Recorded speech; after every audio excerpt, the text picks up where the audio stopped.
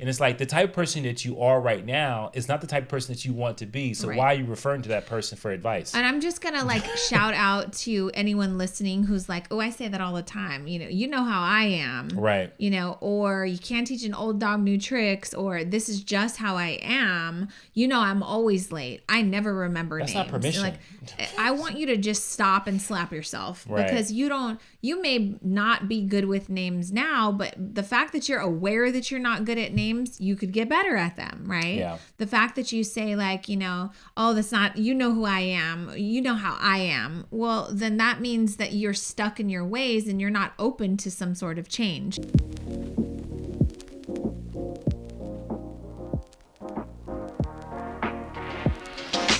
Hey guys, welcome back to the Push Podcast. I'm Janelle Copeland. And I'm Edward Copeland, having technical issues. Well, I hope it works. Welcome to episode number 111. 111. That's significant. Well, it's not 11:11 p.m. or a.m. and it's not November 11th, so I guess it's kind of uneventful. Would you say that you're a superstitious person? No, not at all. No. Are you? I don't think so. Like I don't really like do any of the superstitious things people do. Like what? Like I like people like Jess, my sister. Your sister when she drives by a train track or through a train track over across the train track. Train track. She like does some puts weird. Her 2 fingers up on the roof of the. Oh yeah, I thought she like licked her fingers and touched this guy and put her fingers in her ear. Whatever so sis, Eddie is making you what in the world for today, but why do you do that? I mean, I know it's some superstition thing, and in the past she said, do it. I'm like, no, I refuse. Not going to do it. Yeah. But that's just because I pride myself in not being superstitious. Well, what's interesting is when we were dating or courting, as they would say. Oh, God. We were walking down the street, and you had a thing about splitting poles. Oh, that's just because it's funny and like whatever. I don't think you're actually going to die or split apart.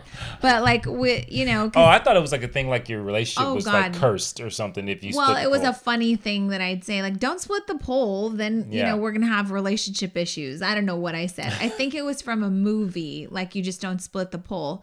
Oh, it was Beaches. So when they were little kids, they're walking on the boardwalk and they're best friends holding hands, and then they split the pole and they're like bread and butter. Right. And so Jordan and I would say like peanut butter and jelly, mac and cheese, like whatever, something that you can't be it without the other one. Right. Yeah, but that's not a superstition thing. That's just a fun thing. Well, okay, but if you don't think it's fun, I won't do it with you ever again. I think it's cute. I'll walk on the same side of the pole. But you do think like if you have your purse on the floor, your money's going to be low. Well, I don't put my purse on the floor. There's some superstitions you don't even want to mess with. I'm not going to mess with that. Right. That's what it is. Like people will say like if you put your purse on the floor, that means you're going to be broke. I don't want to mess with that. I don't necessarily believe that it's true. I just don't want to get my purse dirty. Yeah. Just like I have broken many mirrors in my time.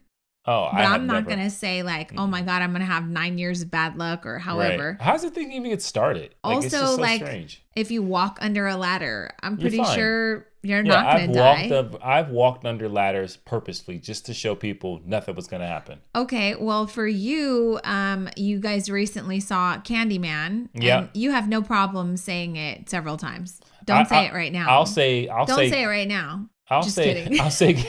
I'll say it 3 times, but it's one of those things I don't want to mess with. Yeah. I saw the movie and I was like, what's the point of saying it 5 times in front of a mirror? Maybe you are more superstitious than you think. I'm not superstitious.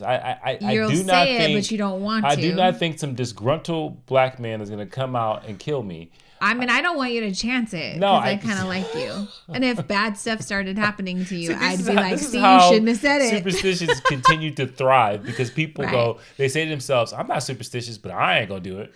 Well, I guess that's the point of what we're talking about. Both of us are saying we're not superstitious, but there's just certain things you don't want to play with. Yeah, like I don't want to know about your superstition because then I have to like unconsciously adhere to it so that I don't mess around with whatever kind of black magic you're using. Right? I don't want to mess around with, yes, I'm going to put my bag that I keep that you call a purse, but it is a crossbody bag. Your I'm not going man to put it purse. on the ground. One, I don't want it to get dirty. Right. So let's just not do that. Okay. So it's agreed. It's agreed. Then. We're not going to split poles. We're not going to say Candyman in the bathroom 5 times. Don't break mirrors or walk under ladders. Well, I don't really care about that. No, I don't really care. I've walked under a ladder because it was convenient. We're also the kind of people where we're like, just don't think about it. It'll be fine.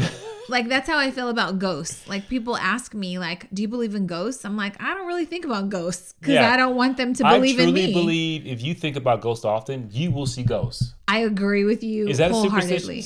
No, that just means, like, if I say, yes, I believe in them, then what if they hear me and they come and they find me? Oh, yeah, you're the perfect person. If you believe in us, then I feel like if you say you do, then you're susceptible to like ghost. They're gonna come find you, right? Yeah, I don't believe in that. So my what in the world is I don't want no ghosts in this place. I don't want to have to call Ghostbusters. Ridiculous.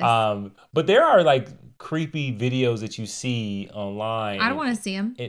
I don't want to see them. Yeah, and you see things like people look in the closet. There's a ghost in the closet, and you go, "What? That is not something I want to see." Yeah. Yeah. Save that. I could go my whole life without seeing that. For the most part, I can drive through a train track, no problem. I don't care.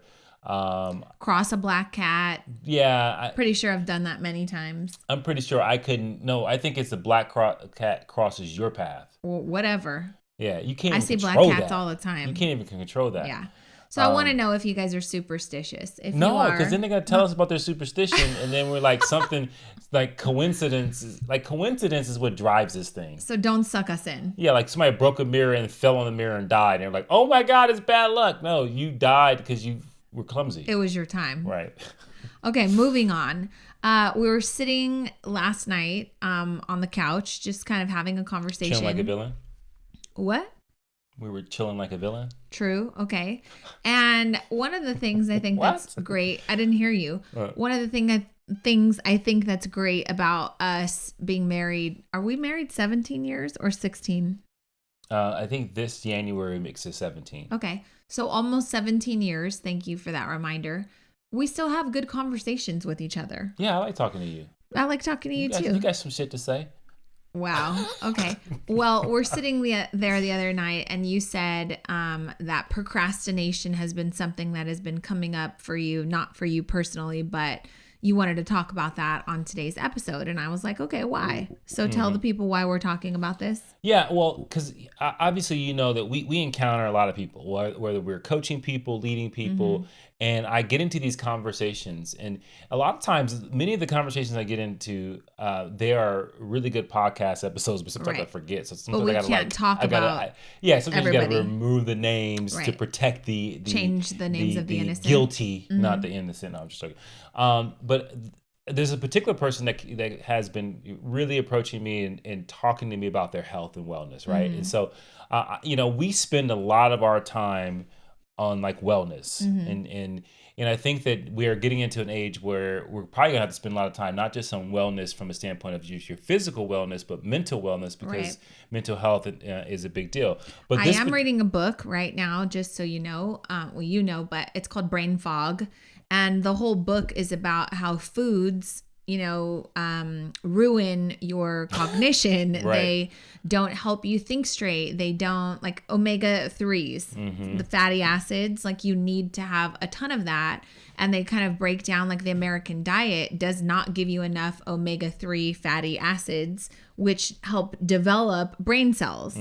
And so, if you find yourself like, God, I'm not as quick on my toes as I thought, then that might be a book for you to pick up. But so I said, you know what, we're going to take Jordan to get tested again for allergies because she's never had fish or seafood her whole life because she's allergic. But I need to start pumping her. Food. Right. It also helps eliminate depression, anxiety, things like that. And so I'm like, yeah, we're all going to be eating lots of non-farm raised fish to help with that stuff. Yeah, and I think that, not to just to lose track with the story, but I do think that, like, part of my what in the world is that people don't give that enough thought, and they don't think about the fact that the food is not only making them physically sick, but it's making them mentally sick as well. And why wouldn't it, right? Because like you think about things get into your bloodstream, they get into your brain, and they're gonna affect your thinking. Yeah, and you know, your years emotions. ago I read Brain Drain, which I'm pretty sure this book probably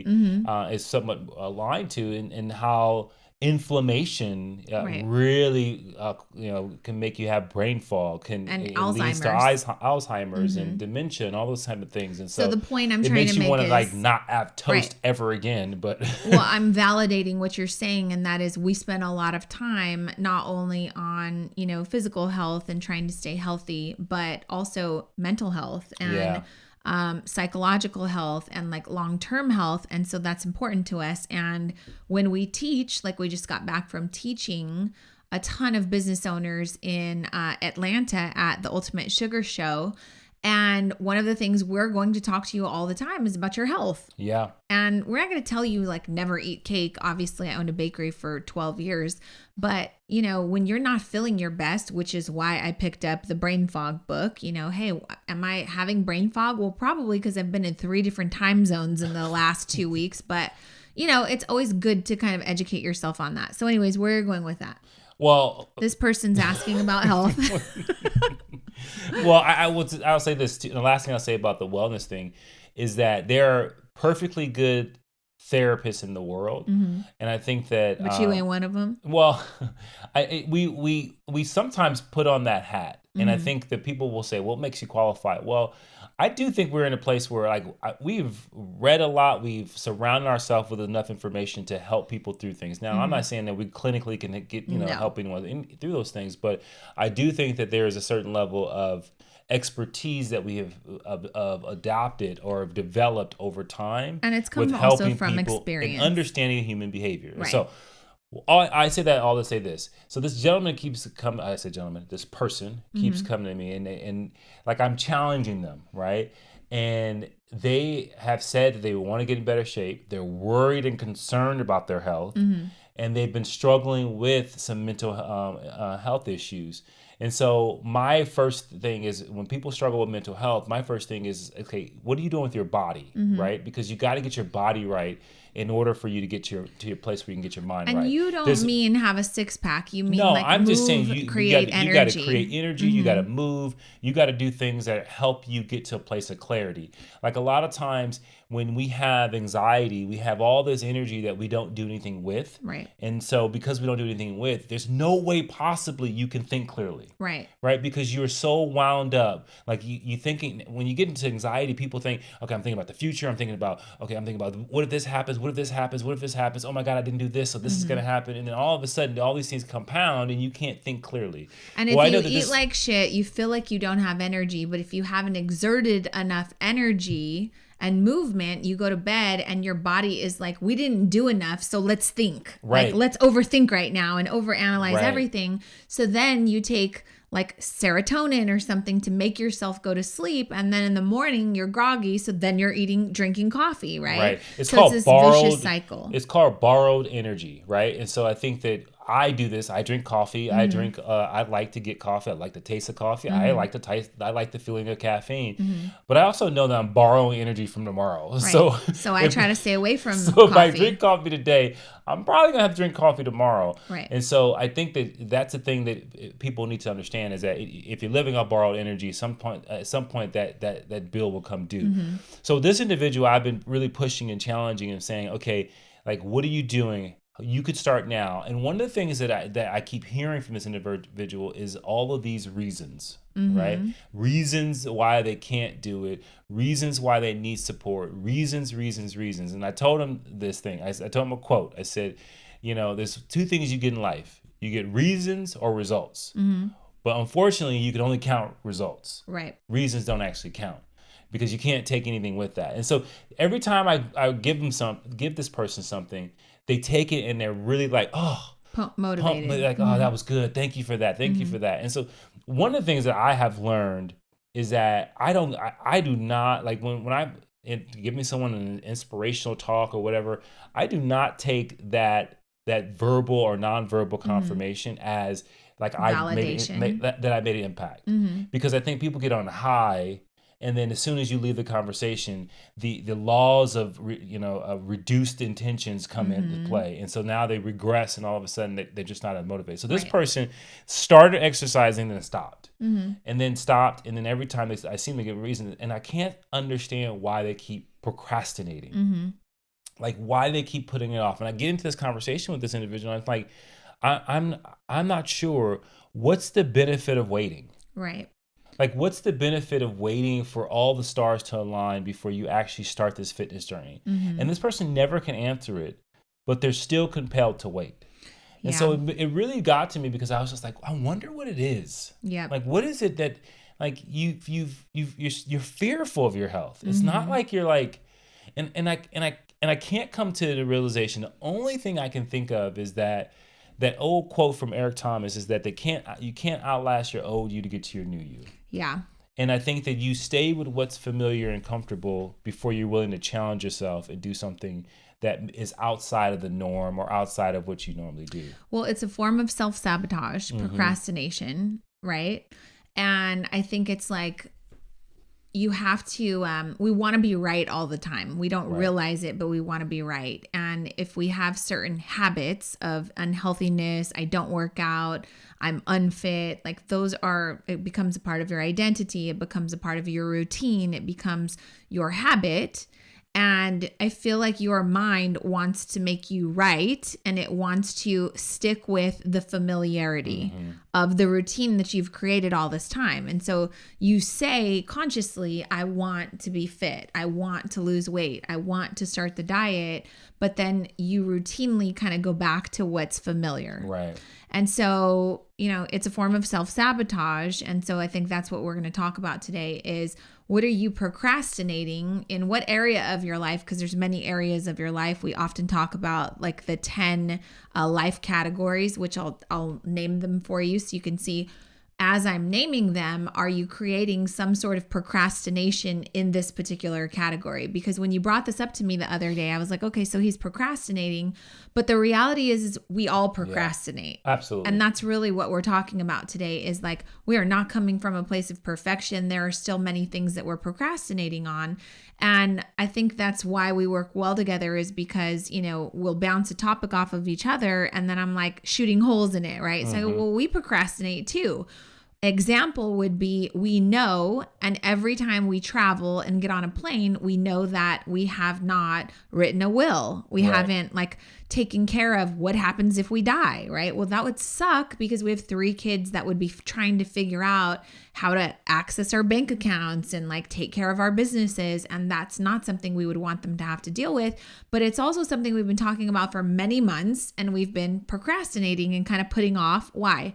Because it's not urgent. Right. It's not hurting us right now until guess what? It does.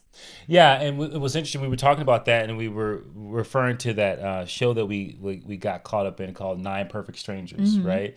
And I'll just give it away. But you will? No, I'm just joking.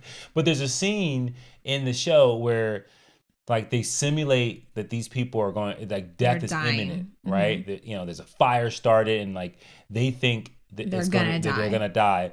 And it's interesting, the revelations they've had, all the things they've struggled with, all of a sudden get fixed just like that. And they go, "What are you gonna do?" And they're like, "Oh, I'm just gonna, I'm Wait! You're giving it all away." Oh. So here's what happens: Wait, they say, when you come to a near-death experience, nothing else matters. Right. You have all these self-realizations around what Everything you didn't do in your seems easy life. now. Well, everything's a no-brainer. I should have loved harder. I should have wrote the book. I should have started the business. I should have, not destroyed my marriage, whatever the case may be.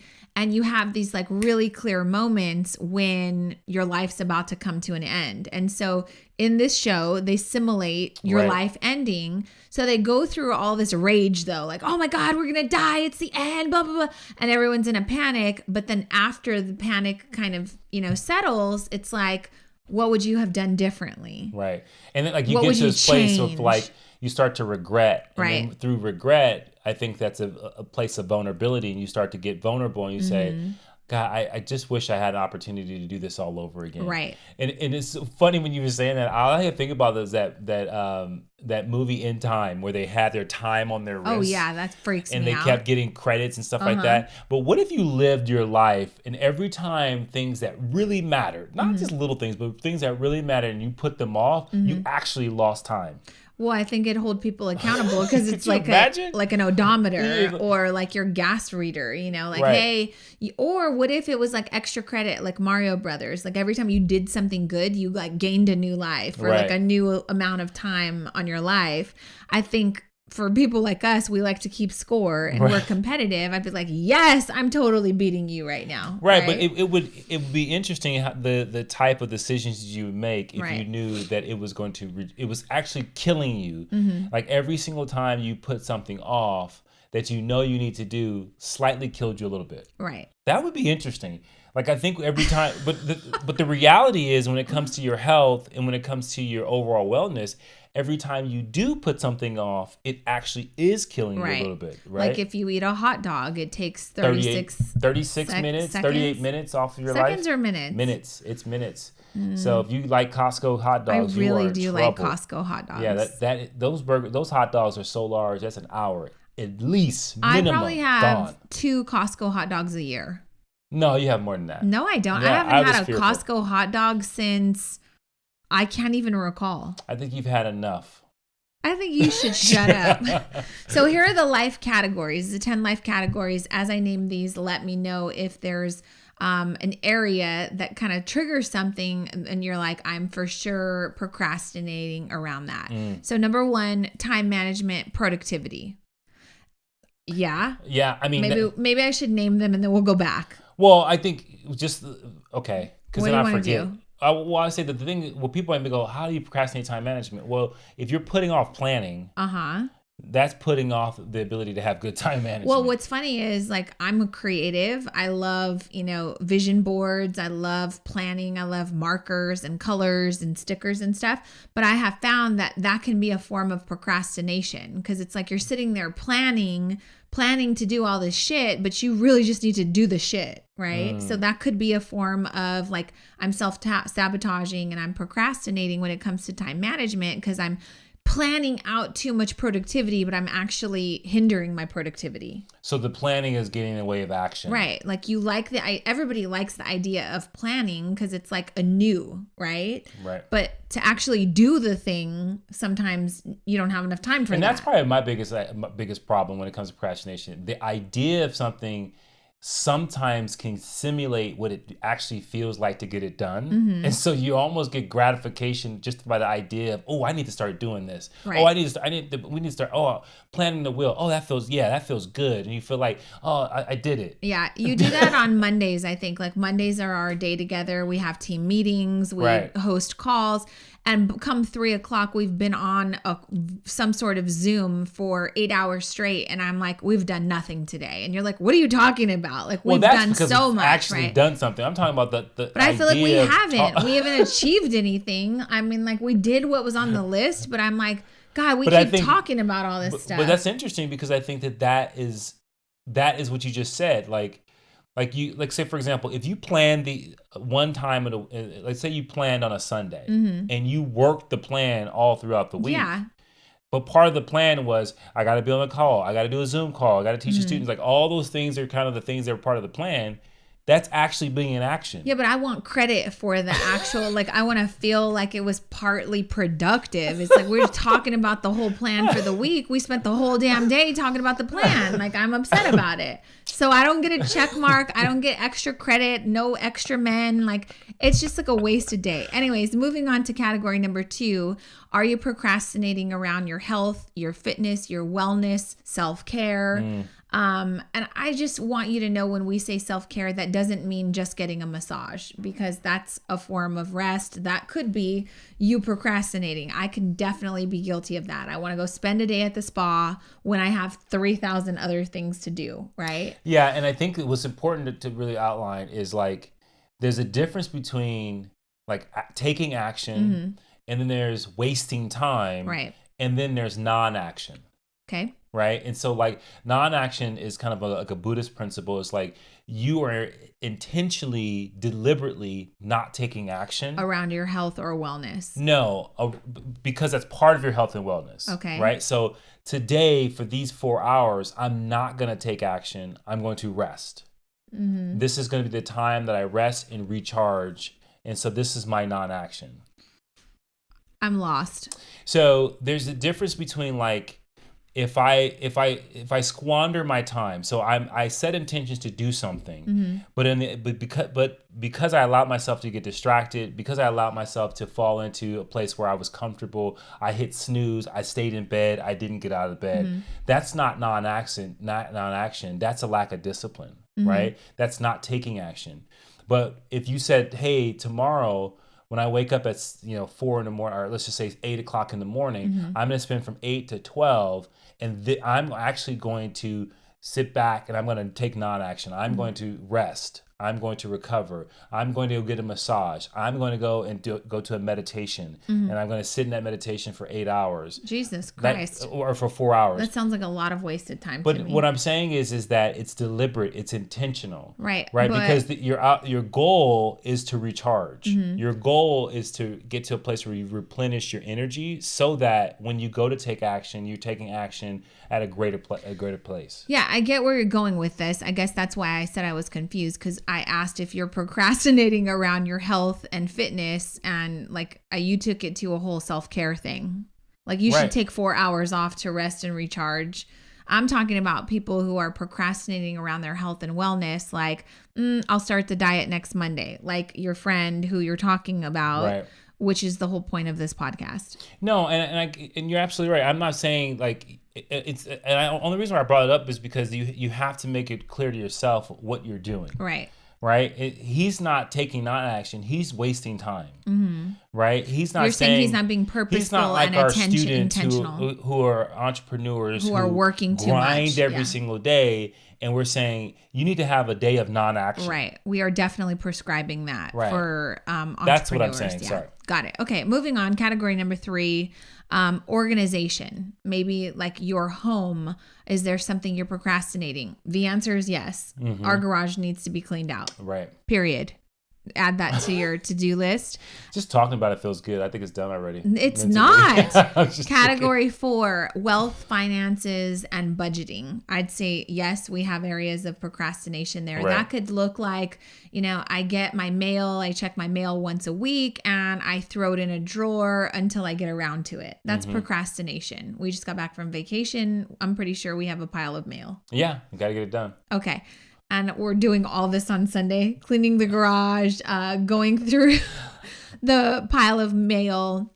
And I think the reason why this is important is because we are also works in progress. Like we're not perfect at this, right? And so we're sharing, being open and vulnerable about the stuff that we are procrastinating on, even though we don't like that word, right? Okay, next thing, category number 5, self-improvement, personal development, academic achievements. I'd say not procrastinating so much in that area. We like to read. We like to attend conferences. I'd say we're kind of overachievers in that category.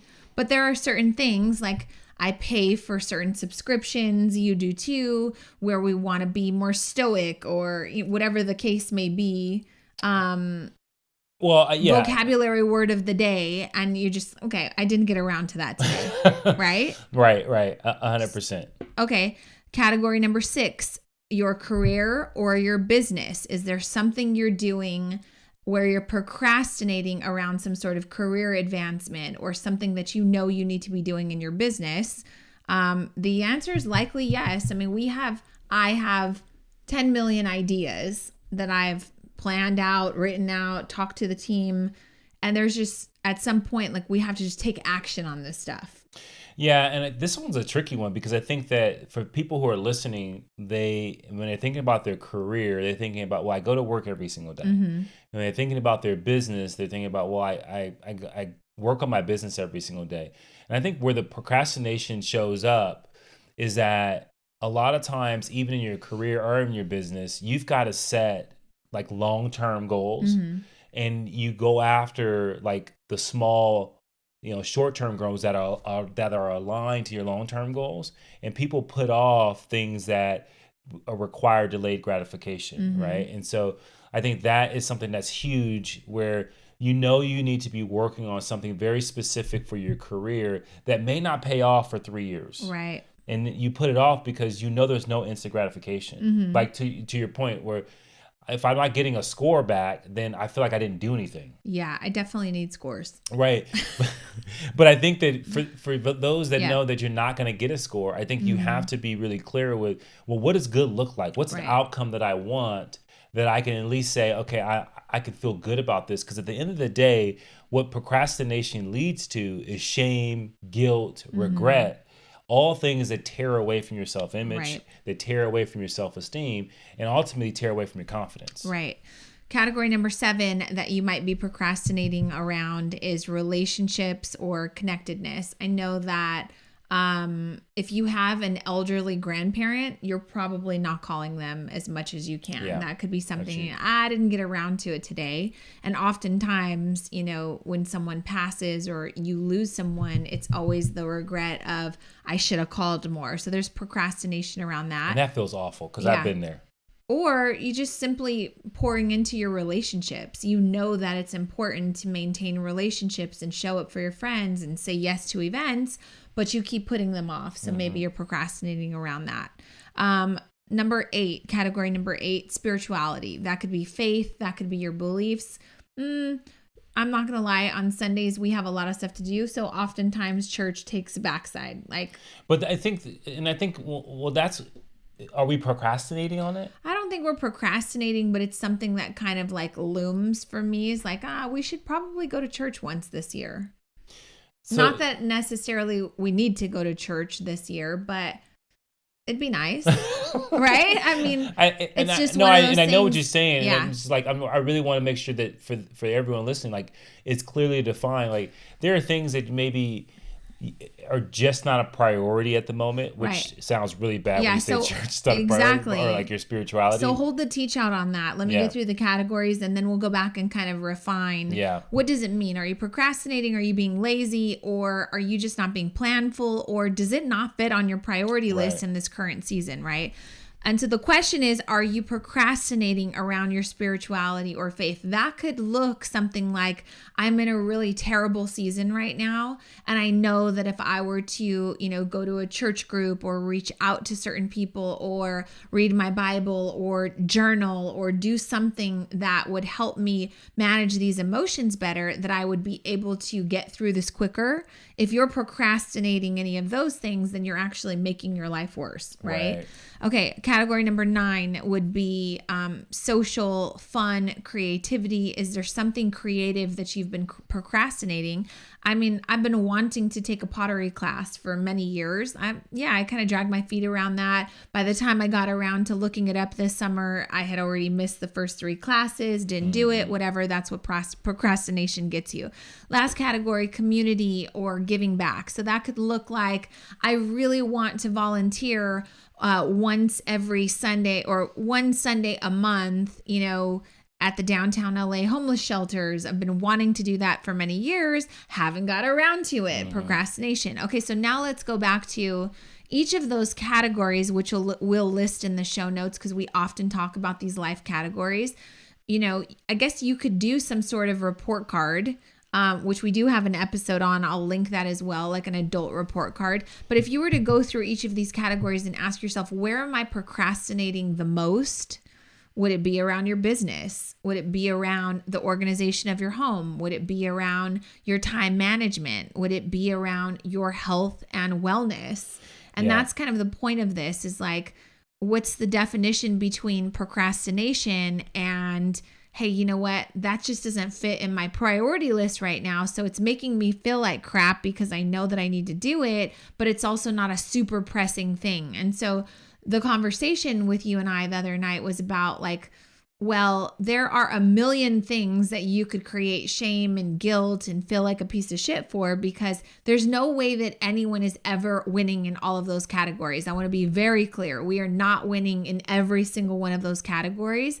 Oftentimes it feels like, well, we're good enough in these categories, so let's just chalk it up as a win, right?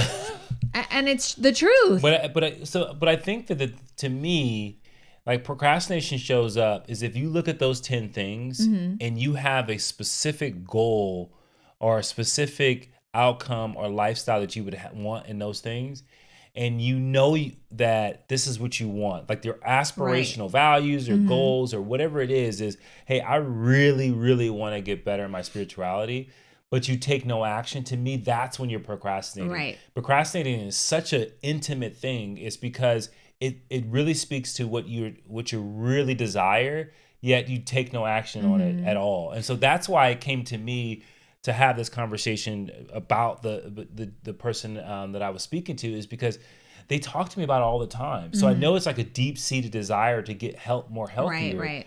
But they are finding reasons and why not to do it, right? Yeah. And so it made me question, like, what was it? Is it that they value their comfort more than they value what's potential? 100%. But what I thought about it, and I was like, and I told this person this, I said, you know what it is? You value who you think you are right now, not who you could be. Right. You value who you are right now more than what you could be because you've never seen it. Right. And so that's when you hear people say, well, you know how I am. I hate that. You know how, you know, the type of person I am, I need to have this, and this. And it's like the type of person that you are right now is not the type of person that you want to be. So why are you referring to that person for advice? And I'm just going to like shout out to anyone listening who's like, oh, I say that all the time. You know how I am. Right. Or you can't teach an old dog new tricks, or this is just how I am. I'm always late. I never remember names. That's not permission. Like, I want you to just stop and slap yourself because you may not be good with names now, but the fact that you're aware that you're not good at names, you could get better at them, right? Yeah. The fact that you say like, oh, that's not, you know who I am, you know how I am. Well, then that means that you're stuck in your ways and you're not open to some sort of change. So let's dive into the 6 steps that we think that will help you. If you're struggling with procrastination, they'll help you take action. So step number 1, I think you really have to get clear on your goals. And so if you're struggling to figure out like, well, I know that I'm struggling with procrastination in this one area, but I don't know what expansion looks like for me. I don't know how to think bigger or how to think of myself differently. I don't know how to, have a vision for something that's outside of what I'm currently dealing with right now. Then I'm going to invite you to go listen to episode number 82, which was about hopes, dreams, and ambitions to help you up-level yours. And there are 85 questions. There's literally a list of 85 questions that you can ask yourself to help create your dream life. So if you're unclear on what your goals should be around those categories, go listen to episode number 82, download the 85 questions. It'll help you get more clear on creating goals. Yeah, and can I just say that number 1, getting clear, like I think that's when you have to go to a place that's really quiet, and then you think you have to visualize and write it down. Your future self. Yeah, your future self, because I think that what's getting in your way is that you can't see it. You can't see what it feels like to be not super healthy, to be more healthy than you've ever been before. Right. You can't see yourself having financial options, so you don't even like. The taking the action doesn't give you the score that you're looking for. So it's better just to not, because there's one thing that is that you're comfortable with who you are now. Yeah. Okay. Step number 2, tell others about your goals. I think this is really important that you draw a line in the sand, you make a declaration, and you enlist others to kind of help you. Yeah. This, you've shared this many times from working in the fitness industry. People don't want to tell other people that, hey, I'm on a fitness journey right now. I'm going to be saying no to the hot wings, and I am going to be going to the gym every morning or every night. So don't ask me to go out for drinks after work, right? Right. And so, the importance about, including and enlisting others to help you achieve your goals. I can't speak enough to that. Like it Yeah, does we're take a social village. creatures. And so like I think when you understand that, like, that when someone's going to hold you accountable, it means a lot. Right. Yeah. Okay. Tip number 3 to kind of kill your procrastination and get you moving. You've got to take the goal that you're trying to achieve, and you've got to break it down into tiny little steps. Got to break it down. Is that a song? Oh, it's not really a song. Jesus. You thought you were Keith Sweat in an R&B group for 1 second. Break your work into tiny steps and create a detailed timeline with specific deadlines, kind of like SMART goals. Yeah. This is the thing I think that I wish I did better. Mm-hmm. Like, I think we go after big things, mm-hmm. but I wish I was better at like creating little micro goals, mm-hmm. so that we can give you the scorecard. Yeah. I'm going to need some checks. Like, just because I think that those are things. But when you think about like leaving little breadcrumbs of goals that lead you to mm-hmm. your big goal, like, I think that that's hard for people to do because it's hard for us to do. But I think when you do that and you do it well, I think that's when you really start consistently crushing things. Yeah. Agree. So. Okay. Step number 4, change your environment. So I think the tip here is to like notice your everyday habits and figure out how you can alter them. So changing your environment. If you're on a health and fitness journey, I can't tell you enough. You've got to purge the fridge. You've got to go through the cabinets. What do you mean get rid of the lazy losers? Because the people that are like around you. And I know that like we're talking a little bit about support system, but mm-hmm. like if all I have is friends that work out and talk about working out, mm-hmm. I'm probably going to work out. Okay, well, change your environment and then quickly move on to step number 5, which Eddie is talking about, which is create a support system and hang out with people who inspire you to take action, because everybody needs an accountability buddy. Yeah. I love it. So now's your permission to talk about that, because you went right I know, from I'm like sorry, change your environment. When you said environment, I was thinking about like people in your environment. Right. And I think that that next one goes deeper into like the support system. Mm-hmm. But I do think that if you hang out with people who don't put their wellness first, then you're probably not going to do that unless you are kind of breaking the mold of your current environment, which mm-hmm. causes friction with the relationships. Because they're like, hey, you're gonna go out to dinner with us? You're like, no, actually, I'm going to the gym. They're like, what? And then all of a sudden, you got gym friends. Okay, you went from like you're having an issue with a spouse to now you have gym friends. An issue with a spouse? Tell me more about that. What do you mean? I don't know. I wasn't talking about spouse. I'm talking about friends. Well, you said, hey, do you want to come to dinner with us? Oh, you're saying you have friends in your environment or your friend circle who are trying to influence you to go eat hot wings. Right. And you're saying no because I have gym friends. No, I'm saying no because I'm going to the gym and it conflicts with the times that normally would be social eating time. Okay. And now you got different priorities. Oh, you said gym friends. That's why I was like, they went from dissing their normal friends to now they have other friends. Well, that's they what just happens. Went to the gym one time. Like Jasmine, she started going to the gym twice a day. Now she has gym friends. Yeah, absolutely. Right? Like you see the same people and you talk to them and they work out and you meet them there and all of a sudden you're working out with them. The gym can be a really scary place though, especially if you haven't worked out like your whole life and you don't know how to use the equipment, or if you're a woman and you're feeling out of shape or overweight, the last thing you want to do is put on spandex and go work out in front of other people who are in better shape. Theory on this. Okay. Well, say it quickly and then let's wrap this up. So when I worked in the fitness industry, people would say, oh, I hate coming to the gym because I feel like everybody's looking at me. Nobody is looking at you. I always tell people this. The gym and exercising is the most self-centered thing you can do in a positive way. Okay. Right? You are so focused on your body, mm-hmm. what you're doing, mm-hmm. that you're not really paying attention to anyone else. Mm-hmm. But because it's so self-centered, you project as if people are watching you because you are thinking about yourself. Mm-hmm. You see how that works? Okay. So you're in the gym, you're working out, and you're thinking about your movement, you're thinking about how you look in the mirror, all these different things, and then you're subconsciously projecting versions of other people looking at you thinking the same thing. Right. When the reality is everybody else is doing the same thing, so they're focusing on themselves. Right. Now, But you could go to the gym and be overweight or not at your best. And I'm like, I've heard people say, oh, I can't go to the gym. I got to lose weight before I go to the gym. Right. Okay. And that's because the hot girl next to you, the Jasmine next to you, who goes to the gym twice a day for the past year, she looks, a certain way, and that makes you feel bad about yourself. Right.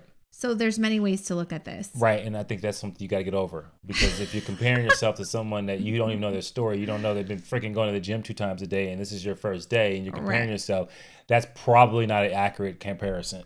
Yeah, there's an episode on comparison that you should go and rewatch, and I will link that also in the show notes. But tip number 6, after you change your environment, which was 4, you create a support system, which is 5. I would say that tip number 6 is you've got to have some really great self-awareness, and you've got to practice better mindfulness. Pay attention to the fact that you say you want something, and figure out why it's important to you.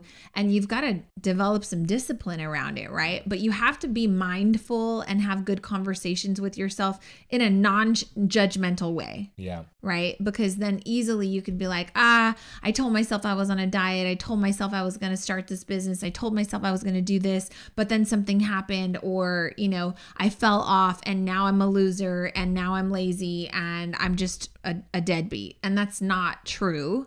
So I think there's an element of really good self-awareness and asking yourself, like, okay, well, what made me go off the diet, or what made me not take action in my business? What is making me continue this cycle or continue to slip into these familiar routines? And how could I create better boundaries? How could I change the environment? How could I create better triggers? How could I create a buddy system? How could I do any of the steps that we're, inviting you to explore in order to stay really clearly focused on your goals? Yeah. And that's huge. And I think that you have to have a good explanatory style with yourself. Like when you think about self-awareness, people take like the letdowns from that they let themselves down, and they'll say things like, I always let myself down, right? I can never stick to this. I can never stick to this. And so when you start to really get, this happens in everything that I do. And so when you make things pervasive, when you make them permanent and absolute, that's not a good way to talk to yourself. Because, so that's not good self-awareness. Right. That's like self-harassment. Right. And you're beating yourself up for behavior. And the one thing we know about behavior is they can change. Right. And so if you just have to make sure that self-awareness does not come with, like Janelle said, that judgment that puts you in a box, and then you live it out. You affirm it every single day because you've told yourself that that's who you are, and you've identified as it. I think you've got to be your biggest your biggest accountability buddy, but then also your biggest cheerleader. Right. I think that's like the key to anything in life is like, I've got to have massive self-awareness and accountability,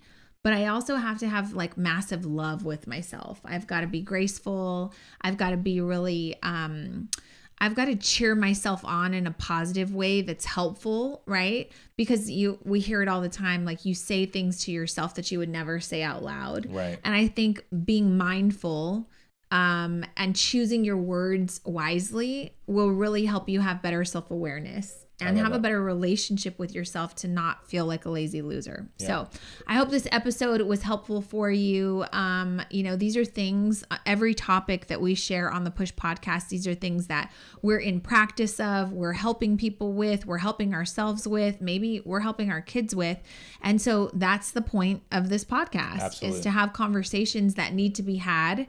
Things that we're struggling with. All of us are struggling. It's universal. You're not alone. And that happens to be one of the most common forms of feedback that we get. When people leave a review, when they send a message, they're like, you guys are so real. Thank you for being so vulnerable. Thank you for sharing and not making me feel like I'm struggling with this all by myself. Yeah. And so I hope you got a little bit of that. We're all works in progress, and we will continue to be until the day that we die. So push through, don't procrastinate, and follow these steps. Find an accountability community if you want one. We have one. It's called the Pusher Society. Join it. And any of our Pusher Society people in our tribe would tell you that every month we get on and we serve them, but we also share things that we're vulnerable about too. Right. And so I think we all just need to continue to push each other, be graceful with each other, and encourage each other.